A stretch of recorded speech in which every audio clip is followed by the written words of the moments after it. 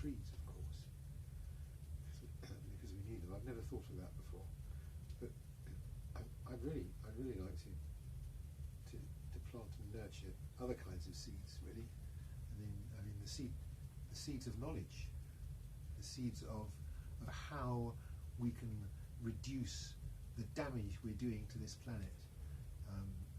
I have my own plan, of course, but that's because when Attenborough did his number on the television and said, look, basically we've got 10 years. If we don't do something in 10 years, it's going to be too late.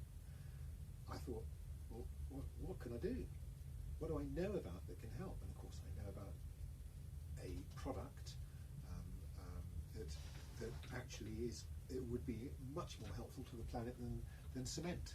I mean, lime is something that is natural and will be part of the future, simply because it's the best option, unless of course profit before planet becomes the normal way of doing things, which it is now. But let's just hope that we can get rid of that idea of profit before planet, because the cement industry is fighting the fact that there's an alternative very hard, because they're in their business culture. And by law they have to produce as much profit for their shareholders as they can. It's company law, and so that's got to be changed in some way. So there are various seeds that need planting. I've been trying very hard to plant these seeds in the minds of the cement industry and of the alternatives to cement industry, so that we can get together and fight all the way around the world.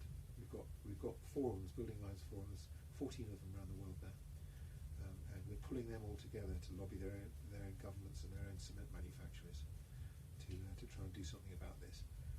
Cement knows very well that it's a huge pollutant, but it's looking at ways of reducing its CO2 footprint by using different fuels, which is all very well.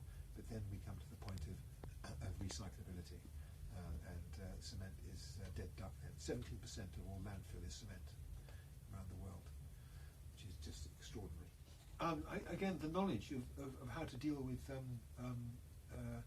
with building homes for people, or putting homes right for people, to make them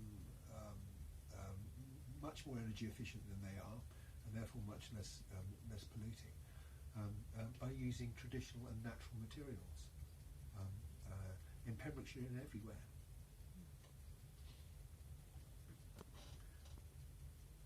A bit obsessed with it, aren't I don't think there's much more to say about that, is there? The cement, the nasty old cement industry, lovely figures, like if cement manufacturing industry was a country, it would be the third largest producer of CO2 after the USA and China.